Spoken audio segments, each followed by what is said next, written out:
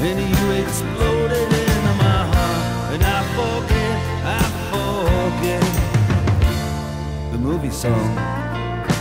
When you gonna realize it was just that the time was wrong, Juliet. Le journal.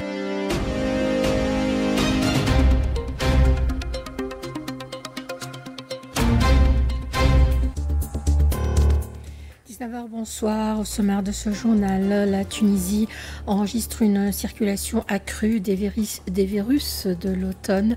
A rappelé que la campagne de vaccination contre la grippe est ouverte depuis le 15 de ce mois. Le projet de loi de finances 2026 renforcera les régimes de la sécurité sociale. Dans le premier grand test du cessez-le-feu, Israël frappe Gaza aujourd'hui. Et puis, météo, importante perturbation. Le projet de loi de finances 2026, dans son article 21, propose des prélèvements ainsi que des augmentations d'impôts et de taxes en vue de renforcer les régimes de sécurité sociale dans l'objectif d'atteindre la protection sociale et la couverture sanitaire globale. Cette disposition stipule une augmentation du droit d'enregistrement d'un bien foncier dû au titre des donations des immobiliers entre les ascendants et les descendants, ainsi que les conjoints de 100 à 200 dinars, soit une hausse de 100 dinars.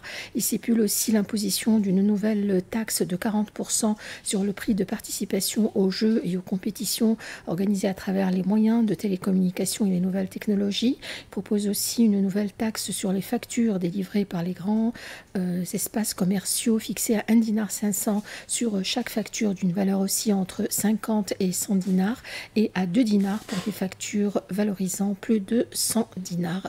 S'agissant du compte de diversification des sources de la sécurité sociale, le projet de loi de finances 2026 propose l'imposition d'une contribution supplémentaire à partir du 1er janvier prochain de 4% sur les bénéfices des banques, des compagnies d'assurance et de réassurance Tekafol. Il stipule aussi un prélèvement de 2 dinars pour les sociétés de location d'automobiles. D'autres mesures sont prévues, comme celle portant sur la proposition d'un transfert de 50% sur les droits provenant de l'enregistrement des immobiliers appliqués sur les donations entre les conjoints, les ascendants et les descendants, ainsi que sur les droits appliqués sur les tickets de vente remis aux clients.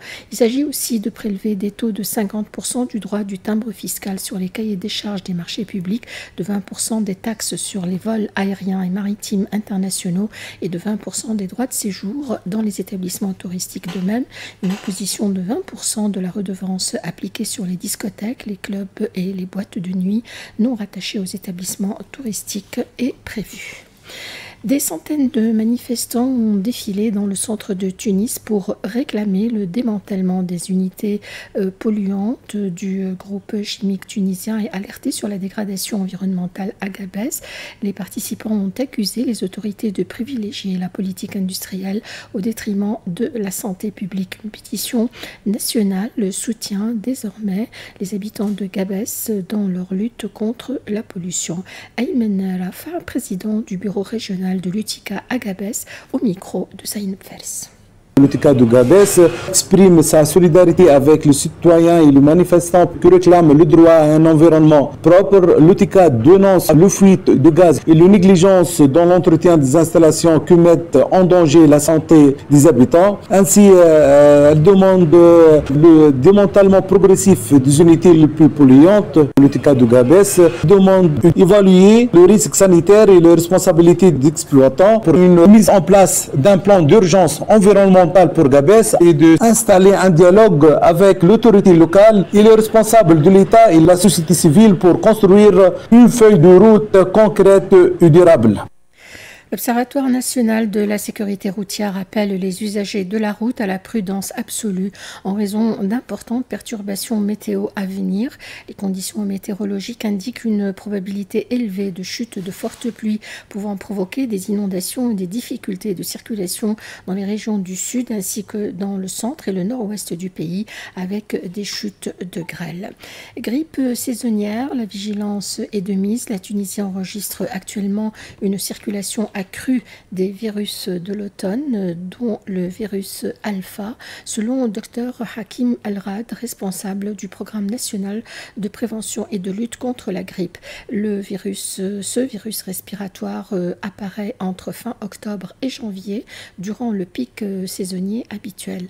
La campagne de vaccination ouverte depuis le 15 courant donne la priorité aux personnes âgées, aux femmes enceintes, aux patients atteints de maladies chroniques ou obèses, ainsi qu'aux enfants à risque. 280 000 doses sont disponibles dans les pharmacies et dans les centres de santé, au prix oscillant entre 37 et 41 dinars.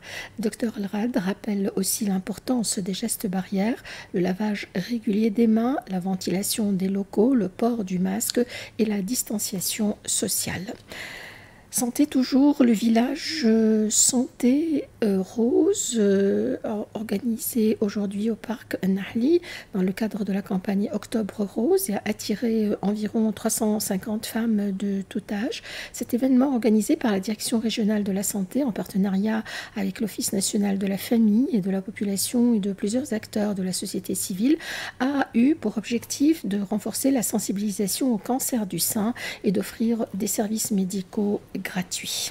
Journée de sensibilisation aux AVC. L'Institut national de neurologie Monji Ben Hamida organise jeudi prochain une journée porte ouverte, plutôt le jeudi 30 octobre, une journée porte ouverte pour le dépistage précoce de l'hypertension et du diabète. Cet événement s'inscrit dans le cadre de la journée mondiale de l'accident vasculaire cérébral, commémorée chaque 29 octobre. Les consultations visent à sensibiliser le public aux moyens de prévention tels que le suivi médical régulier, l'activité physique, le traitement de l'hypertension et l'arrêt du tabac. Le slogan de cette année est « Chaque minute compte ».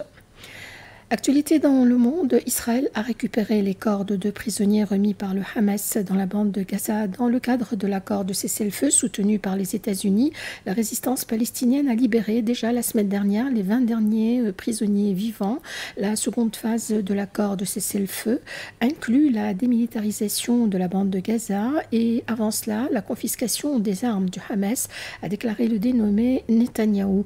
Le Hamas, pour sa part, rejette jusque-là tout désarmement. D'autre part, le premier haut responsable de l'ONU a rendu visite à la bande de Gaza où il a relevé la tâche énorme qui attend la communauté humanitaire pour fournir les services de base et la nourriture.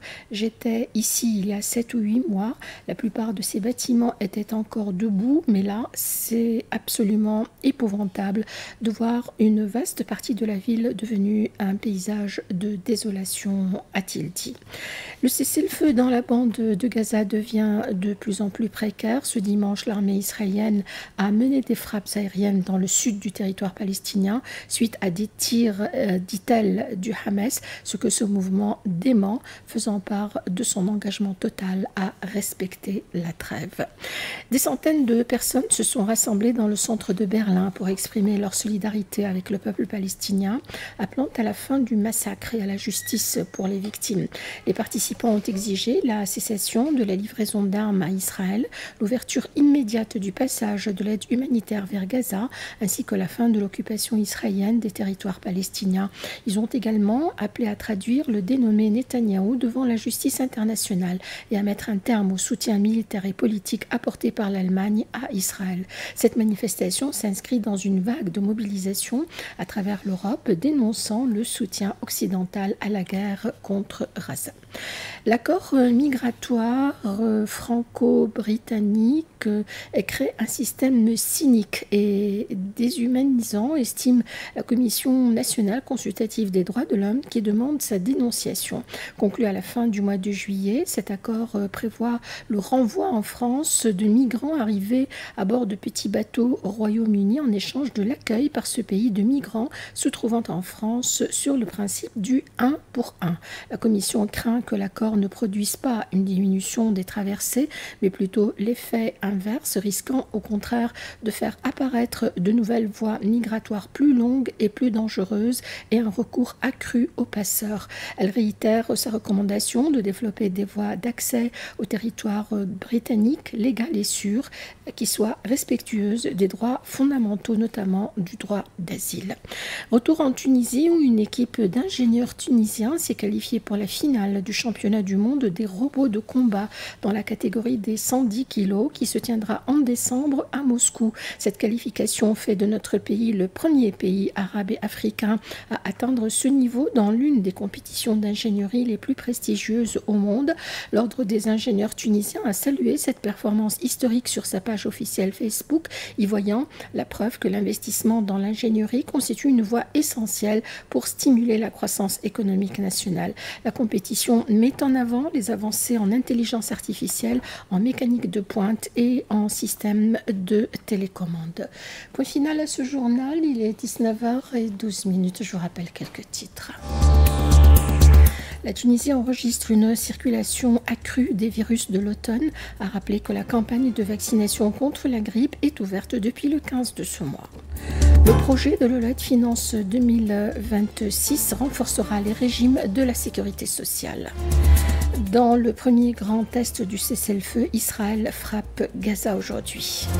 Et puis, importante perturbation météo attendue. Merci à notre ami Faïs, l'ingénieur son ce soir. Place à présent à Olfa pour le programme en langue allemande. La rédaction, quant à elle, revient à 20h.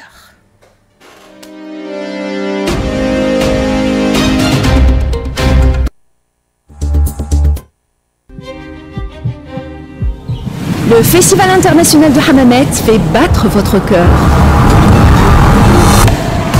3 août, Robin Bennett with lots of different emotions, more upbeat songs, some ballads, some more intimate moments.